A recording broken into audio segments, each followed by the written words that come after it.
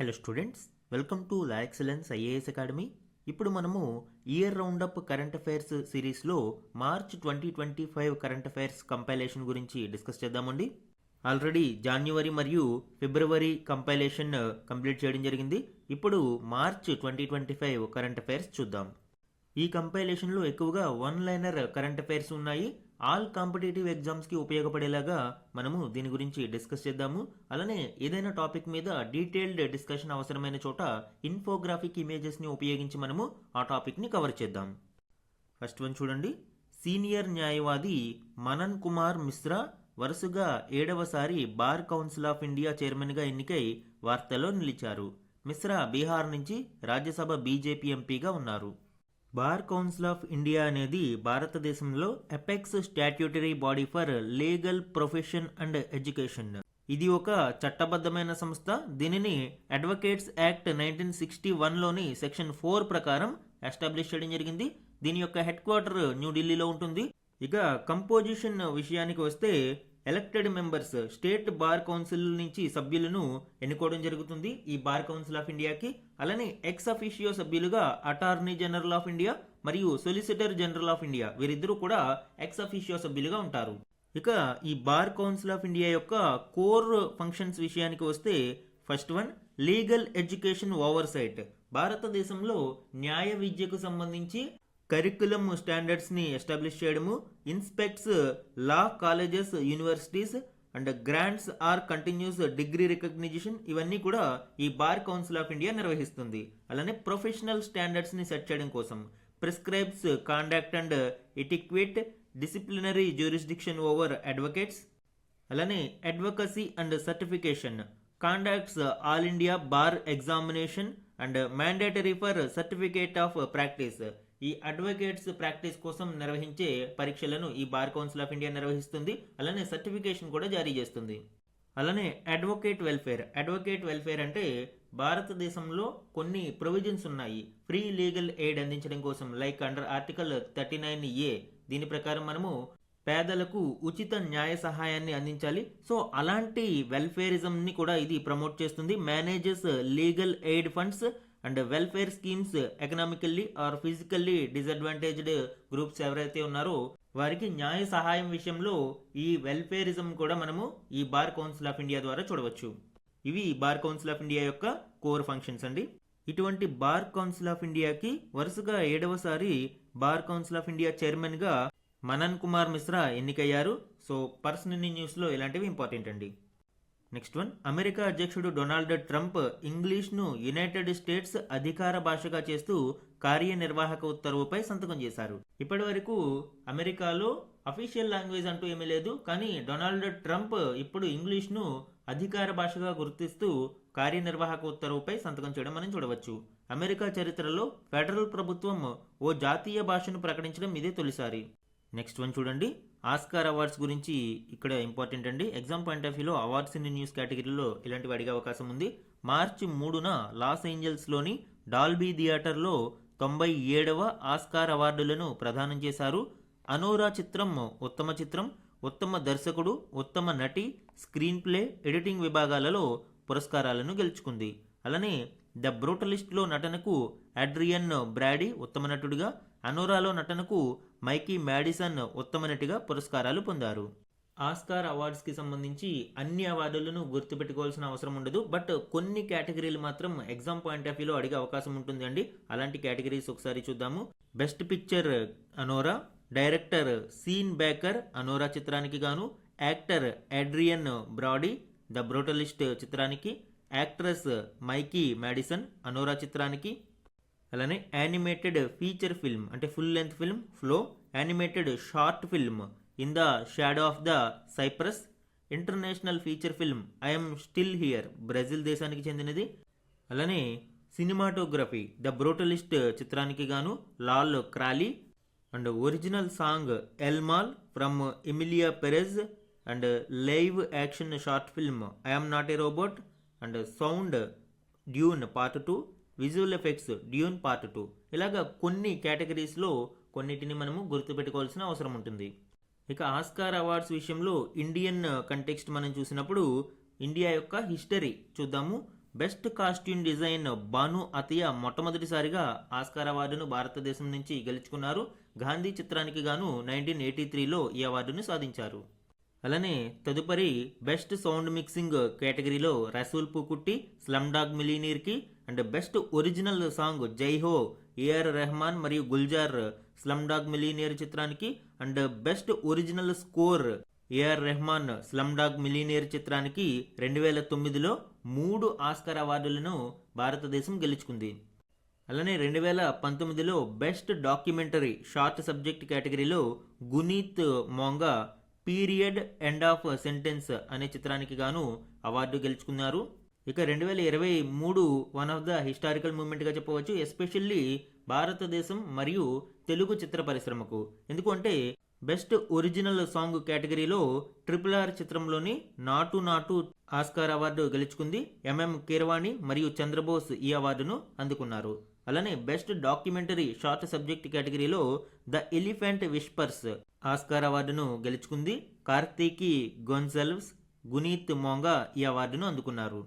ఈ షార్ట్ ఫిల్మ్ను తమిళనాడులోని Mudumalai tiger reserve ప్రాంతంలోని తెపాకాడు ఎలిఫెంట్ క్యాంప్లో చిత్రీకరించడం కూడా విశేషం. నెక్స్ట్ వన్ చూద్దాము. హర్యానాలోని గురుగ్రామ్లో దేశంలోనే మొదటి ప్రపంచ శాంతి కేంద్రాన్ని ప్రారంభించారు.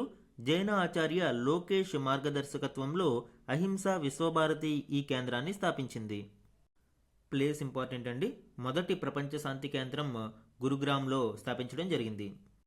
నెక్స్ట్ వన్, దివ్యాంగుల జాతీయ క్రీడా కేంద్రాన్ని విశాఖపట్నంలో ఏర్పాటు చేయాలి అని కేంద్రం నిర్ణయించింది. మాజీ ప్రధాని మన్మోహన్ సింగ్కు నివాళిగా బెంగళూరు నగర విశ్వవిద్యాలయం పేరును డాక్టర్ మన్మోహన్ సింగ్ బెంగళూరు విశ్వవిద్యాలయంగా మార్చనున్నట్లు కర్ణాటక ముఖ్యమంత్రి సిద్ధరామయ్య ప్రకటించారు. నెక్స్ట్ వన్, ఉద్యోగినులకు వేతనంతో కూడిన ఒకరోజు నెలసరి సెలవును ఇవ్వనున్నట్లు L&T సంస్థ ప్రకటించింది. దేశంలో ఇలాంటి సెలవును దిగ్గజ కార్పొరేట్ సంస్థ ప్రకటించడం ఇదే తొలిసారి. నెక్స్ట్ వన్, కోవిడ్ కాలంలో అత్యుత్తమ సేవలు, సమర్థ నాయకత్వం అందించినందుకు ప్రధాని నరేంద్ర మోదీకి బార్బడోస్ దేశం ప్రతిష్టాత్మకమైన honorary order of freedom of Barbados పురస్కారాన్ని ప్రకటించింది. బార్బడోస్ హైయెస్ట్ సివిలియన్ అవార్డును భారత ప్రధాని నరేంద్ర మోదీ గారికి ప్రకటించడం విశేషం. ఇలాగా చాలా దేశాలలో ప్రధాని పర్యటనకు వెళ్ళినప్పుడు ఆ దేశ అత్యున్నత పౌర పురస్కారాలను గౌరవార్థం అందుకుంటున్నారు. నెక్స్ట్ వన్, బెంగళూరుకు చెందిన ప్రణవ్ వెంకటేష్ ప్రపంచ జూనియర్ చెస్ ఛాంపియన్షిప్ అండర్-20 విజేతగా నిలిచాడు. నెక్స్ట్ వన్, మాజీ బ్యాంకర్ మార్క్ కార్నీ కెనడా తదుపరి ప్రధానమంత్రిగా ఎన్నికయ్యారు. అధికార లిబరల్ పార్టీ సమావేశంలో ప్రస్తుత ప్రధాని జస్టిన్ ట్రూడో వారసుడిగా ఈయన్ని ఎన్నుకున్నారు. ఇటీవలి కాలంలో ట్రూడో నాయకత్వంలో భారత్ మరియు కెనడా మధ్య డిప్లొమాటిక్ రిలేషన్స్ చాలా దిగజారిపోయాయి. ముఖ్యంగా ఖలిస్తానీ రాడికల్ లీడర్ హర్దీప్ సింగ్ నిజ్జార్ హత్య కేసులో భారత్ని బ్లేమ్ చేస్తూ ట్రూడో పొలిటికల్ మైలేజ్ పొందాలి అని కొన్ని వివాదాస్పద వ్యాఖ్యలు చేశారు. అవి ఇరు దేశాల మధ్య గ్యాప్ని మరింత పెంచడం మనము గమనించాము. అయితే మార్క్ కార్నీ ఎన్నికైన తర్వాత ప్రజెంట్ స్టేటస్ని మనము పరిశీలిస్తే ఇరు దేశాల మధ్య కార్డియల్ రిలేషన్షిప్ అనేది పెరుగుతూ ఉంది. నెక్స్ట్ వన్ చూడండి, విఖ్యాత సంగీత విద్వాంసులు గరిమెల్ల బాలకృష్ణ ప్రసాద్ మార్చి 9న తిరుపతిలో మరణించారు. రాజమండ్రిలో జన్మించిన ఈయన 1000కి పైగా అన్నమయ్య సంకీర్తనలు స్వరపరిచి ఆలపించారు. నెక్స్ట్ వన్, అవార్డ్స్ ఇన్ న్యూస్లో ఇలాంటివి ఇంపార్టెంట్ అండి. ప్రముఖ తెలుగు రచయిత్రి తుర్లపాటి రాజేశ్వరికి 2024 సంవత్సరానికి సాహిత్య అకాడమీ అనువాద పురస్కారం లభించింది. సో ట్రాన్స్లేషన్ కేటగిరీలో ఈ అనువాద పురస్కారం లభించింది. గోపీనాథ్ మహంతి రచించిన ఒడియా నవల దాది బుడాను ఈత చెట్టు దేవుడు పేరుతో తెలుగులోకి అనువదించినందుకు గాను రాజేశ్వరికి ఈ పురస్కారం దక్కింది. సో 2024 సాహిత్య అకాడమీ అనువాద పురస్కారం తొర్లపాటి రాజేశ్వరి గారికి దక్కింది. దాది బుడాను ఈత చెట్టు దేవుడు పేరుతో తెలుగులోకి అనువదించినందుకు గాను ఆమె ఈ అవార్డును గెలుచుకున్నారు. నెక్స్ట్ వన్, బెంగళూరులో ఉన్న Indian Air Force Institute of Aerospace మెడిసిన్ను సందర్శించిన తొలి రక్షణ మంత్రిగా రాజ్నాథ్ సింగ్ నిలిచారు. Next one, ICC Champions Trophy విజేతగా టీమిండియా నిలిచింది. మార్చి 9న దుబాయ్లో జరిగిన ఫైనల్లో 4 వికెట్ల తేడాతో న్యూజిలాండ్పై టీమిండియా నెగ్గి 3వసారి ఛాంపియన్స్ ట్రోఫీ విజేతగా నిలిచింది. స్పోర్ట్స్ కరెంట్ అఫైర్స్లో దీనికి సంబంధించిన డీటెయిల్స్ ఇంపార్టెంట్ అండి. మొత్తం 8 టీంలు పార్టిసిపేట్ చేసిన ఈ ఛాంపియన్స్ ట్రోఫీని హోస్ట్ కంట్రీ పాకిస్తాన్ మరియు యునైటెడ్ అరబ్ ఎమిరేట్స్, యాక్చువల్గా భారతదేశం యుఏఈలోనే మ్యాచ్లని ఆడడం జరిగింది. సో హోస్ట్ కంట్రీ పాకిస్తాన్ అయినా కూడా యుఏఈలో ఇండియన్ మ్యాచెస్ అనేవి జరిగాయి. ఈ ట్రోఫీ ఛాంపియన్గా ఇండియా నిలవగా రన్నరప్ న్యూజిలాండ్, అలానే ప్లేయర్ ఆఫ్ ద సిరీస్గా న్యూజిలాండ్కి చెందిన రచిన్ రవీంద్ర అవార్డును గెలుచుకున్నారు. అలానే ఫైనల్ మ్యాచ్లో 76 పరుగులు స్కోర్ చేసిన భారత team captain Rohit Sharma player of the match అవార్డును గెలుచుకున్నారు. అలానే Indian team captain Rohit Sharma Champions Trophy అవార్డుతో పాటు 2024లో T20 వరల్డ్ కప్ ని కూడా గెలుచుకున్నారు. తద్వారా 2 ఐసీసీ ట్రోఫీలను సాధించిన ఇండియన్ కెప్టెన్ గా ఆయన రికార్డు సృష్టించారు. Next one, Commonwealth games federation పేరును కామన్వెల్త్ స్పోర్ట్స్ గా మార్చారు. మార్చి 10న కామన్వెల్త్ దినోత్సవాన్ని పురస్కరించుకుని ఈ ప్రకటన వెలువడింది. నెక్స్ట్ ఇంపార్టెంట్ వన్ చూడండి, భారత్ T-72 యుద్ధ ట్యాంకుల కోసం అధునాతన 1000 హార్స్ పవర్ ఇంజిన్ల కొనుగోలు కోసం రష్యాకు చెందిన రోజోబోరో నెక్స్ఫోర్డ్తో $248 మిలియన్ ఒప్పందాన్ని కుదుర్చుకుంది. డిఫెన్స్ ఫోర్సెస్ మోడర్నైజేషన్ ప్రక్రియలో భాగంగా ఇండియన్ ఆర్మీ T-72 యుద్ధ నౌకల కోసం అత్యాధునిక 1000 హార్స్ పవర్ ఇంజిన్లను కొనుగోలు చేయడానికి $248 మిలియన్ ఒప్పందాన్ని కుదుర్చుకోవడం చూడవచ్చు. రష్యాకు చెందిన రోసబోరో నెక్స్ఫోర్డ్ అనే సంస్థతో ఈ ఒప్పందం ఖరారైంది. నెక్స్ట్ వన్, హైదరాబాద్ బల్కంపేట రేణుకా ఎల్లమ్మ దేవాలయంలో Prasad pilgrimage rejuvenation and spiritual augmentation drive పథకం కింద అభివృద్ధి పనులు చేపట్టేందుకు కేంద్రం ఆమోదం తెలిపింది. నెక్స్ట్ వన్, గతంలో ఎన్నడూ లేనంత సమగ్రంగా స్పష్టంగా మొత్తం ఖగోళ సమాచారాన్ని చిత్రాలను మానవాళికి అందించేందుకు స్పిరెక్స్ టెలిస్కోప్ అబ్జర్వేటరీని నాసా మార్చి 11న అంతరిక్షంలోకి పంపించింది. ఈ అబ్జర్వేటరీతో పాటు మరో 4 ఉపగ్రహాలను నాసా అంతరిక్షంలోకి పంపింది. ఇవి సూర్యుడి ఉపరితల వాతావరణాన్ని అధ్యయనం చేస్తాయి. సో ఈ స్పిరెక్స్ మిషన్ గురించి ఒకసారి చూద్దామండి. దీనిని నాసా అభివృద్ధి చేసింది. SPHEREx will provide insights into the origins of the universe, interstellar ices and planetary system information. ఖగోళ సమాచారం అంటే మొత్తం యూనివర్స్ ఆరిజిన్కి సంబంధించి, అలానే ఇంటర్స్టెల్లార్ ఐసెస్ సమాచారం గురించి, ఖగోళంలో గ్రహ వ్యవస్థలు ఏ విధంగా ఏర్పాటవుతున్నాయి, ఏ విధంగా ఫామ్ అవుతున్నాయి లాంటి సమాచారాన్ని అందించడం కోసం ఈ స్పిరెక్స్ టెలిస్కోప్ ని లాంచ్ చేయడం జరిగింది. It AIIMS to study cosmic inflation, the early expansion of the universe. Universe ప్రారంభ దశలో ఎక్స్పాండ్ అవుతూ ఉన్న కాస్మిక్ ఇన్ఫ్లేషన్ ని స్టడీ చేయడం కోసం దీనిని ప్రయోగించడం జరిగింది. స్పేస్ ఎక్స్ ఫాల్కన్ 9 ద్వారా డీప్ సీ ఎక్స్ప్లోరేషన్ కోసం దీనిని నాసా ప్రయోగించింది. It will map the entire sky in optical and infrared light, analysing galaxies and cosmic structures. Optical అంటే విజువల్ లైట్లోను, ఇన్ఫ్రారెడ్ లైట్లోను ఇది కాస్మిక్ స్ట్రక్చర్స్ మరియు గెలాక్సీస్ని మ్యాప్ చేసి ఎనాలిసిస్ చేస్తూ ఉంటుంది. ఇది స్పిరెక్స్ మిషన్కి సంబంధించి. నెక్స్ట్ వన్ చూడండి, మార్చి 11న National Archives of India NAI 135వ వ్యవస్థాపక దినోత్సవాన్ని ఘనంగా నిర్వహించారు.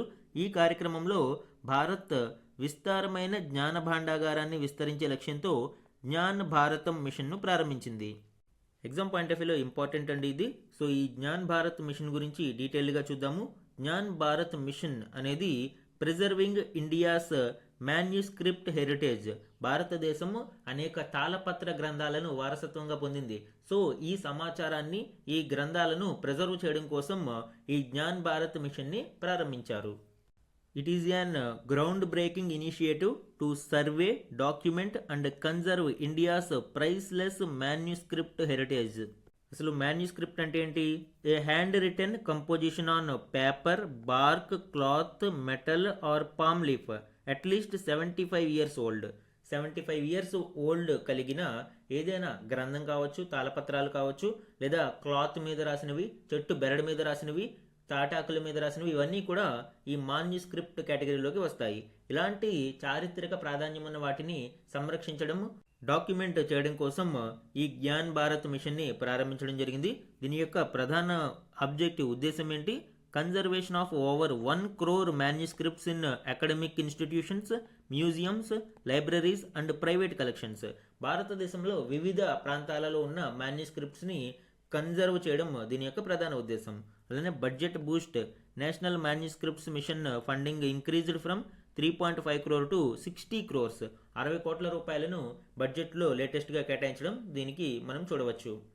అండ్ గణాంకాలను మనం చూస్తే India holds an estimated 5 million manuscripts, probably the largest collection in the world.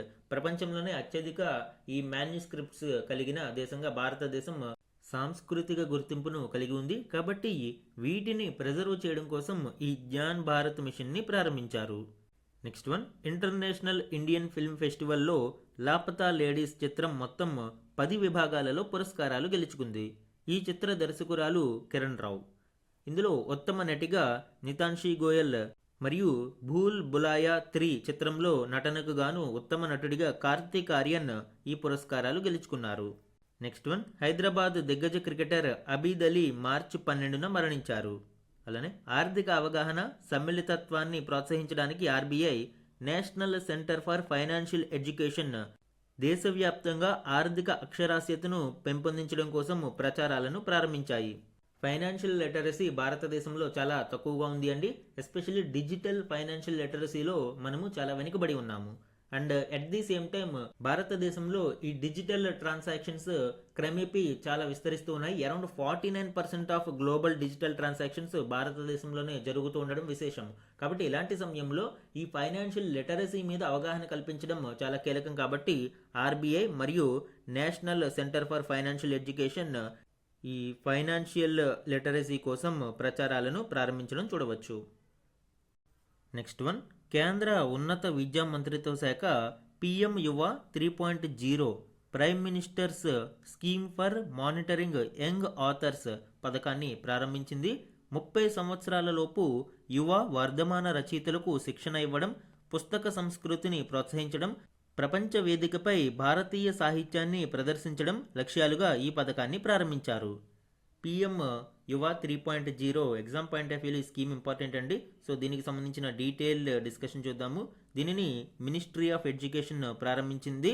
Prime ministers mentorship scheme for young authors ఈ 3.0 వెర్షన్కి సంబంధించి థీమ్స్ని మనం చూస్తే contribution of Indian డయాస్పొరా in nation building, Indian knowledge systems and makers of modern India 1950 to 2025. And దీని యొక్క హైలైట్స్ని మనం చూస్తే age below 30 years ఉండాలి. అలానే selection process all India contest on my government platform, scholarship 50,000 per month for 6 months, 6 నెలల పాటు 50,000 రూపాయలను అందిస్తారు. అలానే లాంగ్వేజెస్ యాక్సెప్టెడ్ 22 అఫీషియల్ ఇండియన్ లాంగ్వేజెస్తో పాటు ఇంగ్లీష్ లాంగ్వేజ్ని కూడా యాక్సెప్ట్ చేయడం జరుగుతుంది. A book proposal of any of the themes can be submitted in 10,000 words. పై 3 థీమ్స్లోనూ రచనను చేసి 10,000 words మినిమం ఉండేలాగా రచనను చేసి ఆ పుస్తకాన్ని సబ్మిట్ చేయాల్సి ఉంటుంది. ఇది పిఎం యువ 3.0కి సంబంధించిన important details. Next one, women's premier league WPL 2025 విజేతగా ముంబై ఇండియన్స్ నిలిచింది. ఫైనల్లో ఢిల్లీ క్యాపిటల్స్ను 8 పరుగుల తేడాతో ఓడించి రెండోసారి WPL విజేతగా నిలిచింది. నెక్స్ట్ ఇంపార్టెంట్ వన్ చూడండి, అంతరిక్షంలో 2 ఉపగ్రహాల డాకింగ్ అన్డాకింగ్ సాంకేతికతలను మదింపు చేయడానికి ఇస్రో ప్రయోగించిన space docking experiment SpaDeX mission విజయవంతమైంది. జనవరి 16న చేజర్ SDX-1, టార్గెట్ SDX-2లను డాకింగ్ చేసిన ఇస్రో 56 రోజుల తర్వాత మార్చి 13న వాటిని అన్డాకింగ్ చేసింది. 2024 డిసెంబర్ 30న ఇస్రో స్పేడెక్స్ మిషన్ని చేపట్టింది. లాస్ట్ క్లాస్లో కూడా మనము ఈ స్పేడెక్స్ మిషన్ గురించి డిస్కస్ చేసాము అండి. ఇది PSLV C-20 లాంచ్ వెహికల్ ద్వారా ప్రయోగించారు. అత్యంత కఠినమైన స్పేస్ డాకింగ్ మరియు అన్డాకింగ్ ఎక్స్పెరిమెంట్ను భారతదేశం సక్సెస్ఫుల్గా పూర్తి చేయడంతో ఒక హిస్టారికల్ మైల్ స్టోన్ని అందుకుంది. USA, రష్యా మరియు చైనా తర్వాత ఈ ఫీట్ సాధించిన 4వ దేశంగా భారతదేశం చరిత్ర సృష్టించింది. ఆల్రెడీ చెప్పుకున్నాము, chaser SDX-1 and target SDX-2 ఈ రెండు శాటిలైట్స్ని డాకింగ్ మరియు అన్డాకింగ్ ప్రక్రియ విజయవంతంగా ఇస్రో పూర్తి చేసింది. నెక్స్ట్ వన్ చూడండి, హాకీ ఇండియా 2024 అవార్డుల్లో భారత హాకీ జట్టు కెప్టెన్ హర్మన్ ప్రీత్ సింగ్ పురుషుల విభాగం, మహిళల జట్టు గోల్ కీపర్ సవితా పూనియా అవార్డులను గెలుచుకున్నారు. ఉత్తమ ప్లేయర్లుగా పురస్కారాలు అందుకున్నారు.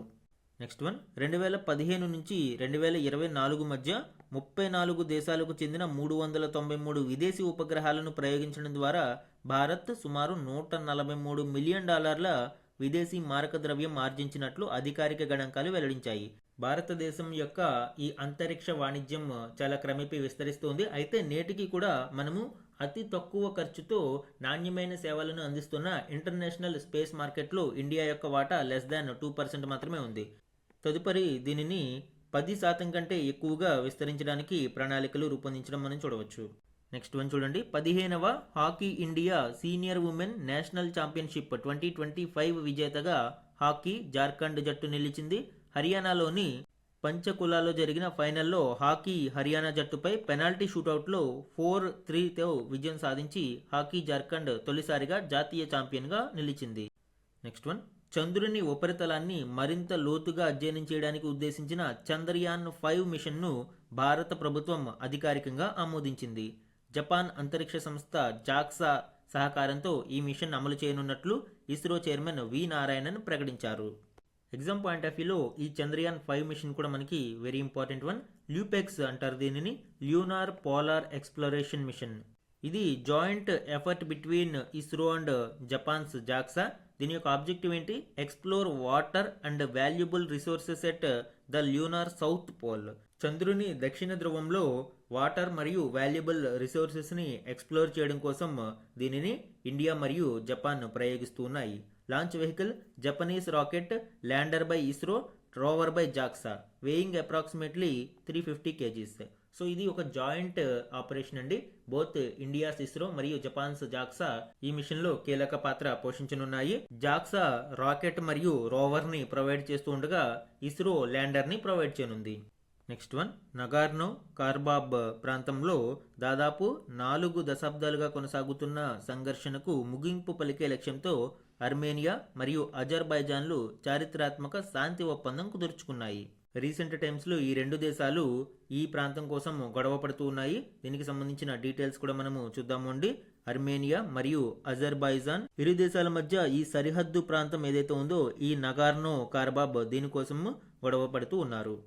ఈ లేటెస్ట్ డిస్ప్యూట్స్ కి గల కారణాలు ఏంటి అండి? Nagorno Karabakh region has 95% of the population as ethnically Armenian and is controlled by them, but it is internationally recognized as part of Azerbaijan. ఈ ప్రాంతంలో 95% ప్రజలు అర్మేనియాకి చెందిన వాళ్ళే ఉన్నారు మరియు వారే దీనిని కంట్రోల్ చేస్తూ ఉన్నారు. కానీ అంతర్జాతీయంగా ఇది అజర్బైజాన్లో భాగంగా గుర్తించబడుతుంది. అండ్ రిలీజియస్ కంటెక్స్ట్ కూడా ఇక్కడ చూడవచ్చు. Armenia is Christian majority while Azerbaijan is Muslim majority country. అయితే ఇప్పుడు ఈ గొడవలకి శాంతి ఒప్పందం కుదుర్చుకోవడం ద్వారా సద్దుమణగడం మనం చూడవచ్చు. Next one. 2028 నాటికి భారతదేశ జీడిపి $5.7 ట్రిలియన్ పెరుగుతుంది అని, జర్మనీ జపాన్లను అధిగమించి ప్రపంచవ్యాప్తంగా 3వ అతిపెద్ద ఆర్థిక వ్యవస్థగా మారుతుంది అని మోర్గాన్ స్టాన్లీ అంచనా వేసింది. ప్రస్తుతం 5వ స్థానంలో ఉన్న భారత్ 2026 నాటికి జపాన్ను అధిగమించి 4వ అతిపెద్ద ఆర్థిక వ్యవస్థగా అవతరిస్తుంది అని పేర్కొంది. అండ్ ఇది మార్చ్ 2025 నాటికి. అండ్ నెక్స్ట్ లేటర్ క్లాసెస్లో మనం ఆల్రెడీ చూస్తాము 4వ అతిపెద్ద ఆర్థిక వ్యవస్థగా జపాన్ అధిగమించి ఇండియా నిలిచింది. కమింగ్ క్లాసెస్లో దీని గురించి డిస్కస్ చేద్దాము. Next one. స్వయం ఉపాధి ఆర్థిక అభివృద్ధిని ప్రోత్సహించేందుకు తెలంగాణ ముఖ్యమంత్రి ఏ రేవంత్ రెడ్డి తెలంగాణ శాసనసభ ఆవరణలో రాజీవ్ యువ వికాసం పథకాన్ని ప్రారంభించారు. తెలంగాణ కరెంట్ అఫైర్స్లో ఇంపార్టెంట్ అండి. ఆర్థిక అభివృద్ధిని స్వయం ఉపాధిని ప్రోత్సహించేందుకు ఇది తీసుకువచ్చారు. Next one. మారిషస్ పర్యటనలో భాగంగా ప్రధానమంత్రి నరేంద్ర మోదీ మార్చి 12న మారిషస్ అత్యున్నత పురస్కారం the grand commander of the order of the star and key of the Indian ఓషన్ను ఆ దేశ అధ్యక్షుడు ధరమ్ గోకుల్ చేతుల మీదుగా అందుకున్నారు.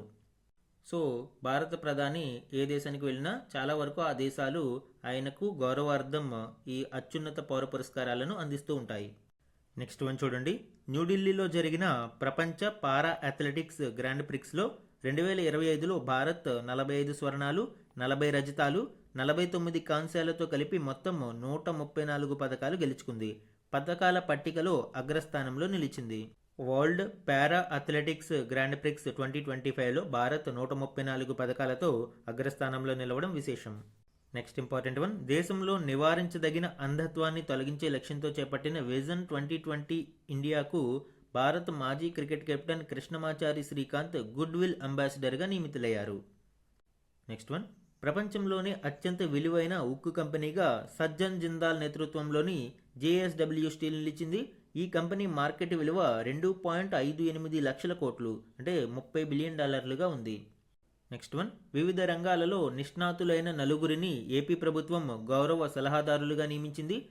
ఏరోస్పేస్ డిఫెన్స్ మ్యానుఫ్యాక్చరింగ్ హబ్కు కేంద్ర రక్షణ శాఖ సలహాదారు సతీష్ రెడ్డి, చేనేత హస్తకళల అభివృద్ధికి ప్రముఖ పారిశ్రామికవేత్త భారత్ బయోటెక్ సంస్థ ఎండి సుచిత్ర ఎల్ల, స్పేస్ టెక్నాలజీకి ఇస్రో మాజీ chairman Sridhar Panikkar Somnath, forensic science రంగానికి ప్రముఖ ఫోరెన్సిక్ శాస్త్రవేత్త కేపీసీ గాంధీలను కేబినెట్ హోదాతో గౌరవ సలహాదారులుగా నియమించింది. వీరు 2 ఏళ్లు ఈ పదవుల్లో ఉంటారు. నెక్స్ట్ వన్ చూడండి, ప్రసిద్ధ చిత్రకారుడు ఎంఎఫ్ హుస్సేన్ 1950లో గీసిన గ్రామ యాత్ర చిత్రం న్యూయార్క్లోని క్రిస్టీలో జరిగిన వేలంపాటలో సుమారు 118 కోట్ల రూపాయల ధర పలికింది.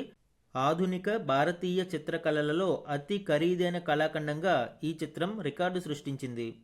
నెక్స్ట్ వన్, తెలంగాణలో కాంగ్రెస్ ప్రభుత్వం తొలిసారి పూర్తి 12 నెలల ఆర్థిక సంవత్సరానికి బడ్జెట్ను మార్చి 19న శాసనసభలో ప్రవేశపెట్టింది. రాష్ట్ర ఆర్థిక మంత్రి బట్టి విక్రమార్క 3,04,965 కోట్లతో బడ్జెట్ను ప్రవేశపెట్టారు. నెక్స్ట్ ఇంపార్టెంట్ వన్, భూకంపాలతో కుదేలైన మయన్మార్కు అండగా భారత్ ఆపరేషన్ బ్రహ్మ పేరుతో సైనిక రవాణా విమానంలో 15 టన్నుల సహాయక సామాగ్రిని పంపించింది. సో ఈ ఆపరేషన్స్ అనేవి ఎగ్జామ్స్లో ఇంపార్టెంట్ అండి. ఆపరేషన్ బ్రహ్మ అనేది దేనికి సంబంధించింది? India deployed an 80 member national disaster response force NDRF బలగాలను 80 మంది సభ్యులను మయన్మార్లో భూకంప ప్రభావ ప్రాంతంలో డిప్లాయ్ చేయడం జరిగింది. The first batch of relief supplies included medicines, sleeping bags, blankets and food to address urgent humanitarian needs. By leading Operation Brahma, India not only addresses immediate humanitarian needs but also counters China's influence in the region. ఇలాంటి సమయాలలో ఈ humanitarian need అనేది diplomatic టైస్లో చాలా ప్రధాన పాత్ర పోషిస్తూ ఉంటుందండి. మయన్మార్లో ఇటీవల చైనా ప్రాబల్యం క్రమేపీ పెరుగుతూ ఉండడంలో ఇప్పుడు ఈ సహాయం కూడా భారతదేశానికి దానిని కౌంటర్ మెజర్ చేయడానికి ఉపయోగపడుతుంది. ఇటీవలి కాలంలో భారతదేశం ఇలాంటి ఆపరేషన్స్ని అనేకం నిర్వహించింది. ఎగ్జామ్ పాయింట్ ఆఫ్ వ్యూలో ఇలాంటివి మ్యాచ్ ద ఫాలోయింగ్లో అడిగే అవకాశం ఉంది. ఫర్ ఎగ్జాంపుల్ ఆపరేషన్ రాహత్ 2015లో యమన్లో చిక్కుకున్న భారతీయ సిటిజన్స్ మరియు ఫారిన్ నేషనల్స్ను ఎవాక్యుయేట్ చేయడం కోసం లాంచ్ చేశారు. అలానే ఆపరేషన్ మైత్రి అనేది 2015లో నేపాల్లో సంభవించిన భయంకరమైన భూకంపం తదుపరి సహాయ చర్యల కోసం ఆపరేషన్ మైత్రిని భారత ప్రభుత్వం చేపట్టింది. ఆపరేషన్ సంకట్ మోచన్, దీనిని సౌత్ సూడనీస్ సివిల్ వార్లో చిక్కుకున్న భారతీయులు మరియు ఫారిన్ నేషనల్స్ని ఎవాక్యుయేట్ చేయడం కోసం. అలానే 2020లో ఆపరేషన్ సముద్ర సేతు, విదేశాలలో కోవిడ్-19 సమయంలో చిక్కుకున్న భారతీయులను స్వదేశానికి రప్పించడం కోసం దీనిని చేపట్టారు. ఆపరేషన్ దేవీ శక్తి 2021లో ఆఫ్ఘనిస్తాన్ వార్లో చిక్కుకున్న భారతీయులను స్వదేశానికి రప్పించడం కోసం దీనిని చేపట్టడం జరిగింది. ఇక ఆపరేషన్ గంగా అనేది రష్యా ఉక్రెయిన్ వార్ 2022లో ఈ యుద్ధంలో చిక్కుకున్న భారతీయులను మరియు నైబరింగ్ కంట్రీస్ యొక్క సిటిజన్స్ను రెస్క్యూ చేసి ఎవాక్యుయేట్ చేయడం కోసం చేపట్టారు. ఇక ఆపరేషన్ దోస్త్ అనేది టర్కీ మరియు సిరియా ప్రాంతంలో 2023లో సంభవించిన భయంకరమైన భూకంపం తర్వాత రెస్క్యూ ఆపరేషన్స్ మరియు సెర్చ్ ఆపరేషన్స్ కోసం ఇనిషియేట్ చేయడం జరిగింది. ఆపరేషన్ కావేరి అనేది 2023లో సూడాన్ సివిల్ వార్లో చిక్కుకున్న భారతీయులను ఎవాక్యుయేట్ చేయడం కోసం దీనిని కండక్ట్ చేశారు. ఇక ఆపరేషన్ అజయ్ అనేది ఇజ్రాయెల్ మరియు హమాస్ మధ్య కాన్ఫ్లిక్ట్స్ తీవ్రమైన నేపథ్యంలో 2023లో ఆ ప్రాంతం నుండి భారతీయులను ఎవాక్యుయేట్ చేయడం కోసం ఈ ఆపరేషన్ని చేపట్టారు. సో ఇవన్నీ కూడా ఇటీవల ఇండియన్ గవర్నమెంట్ మరియు ఇండియన్ ఆర్మ్డ్ ఫోర్సెస్ చేపట్టిన ఇంపార్టెంట్ ఆపరేషన్స్. సో ఇవి మార్చ్ 2025 కరెంట్ అఫైర్స్ కంపైలేషన్కి సంబంధించిన ఇంపార్టెంట్ కరెంట్ అఫైర్స్ అండి. ఎగ్జామ్ పాయింట్ ఆఫ్ వ్యూలో ఈ వన్ లైనర్ కరెంట్ అఫైర్స్ ఎక్కువగా అడిగే అవకాశం ఉంటుంది. మార్చ్ 2025 కంపైలేషన్ క్లాస్ అనేది కంప్లీట్ అయింది. నెక్స్ట్ క్లాసెస్లో ఏప్రిల్, మే ఇలా ఫర్దర్ మంత్స్ యొక్క కంపైలేషన్ని మనము డీటెయిల్గా డిస్కస్ చేద్దాం. Thank you for watching.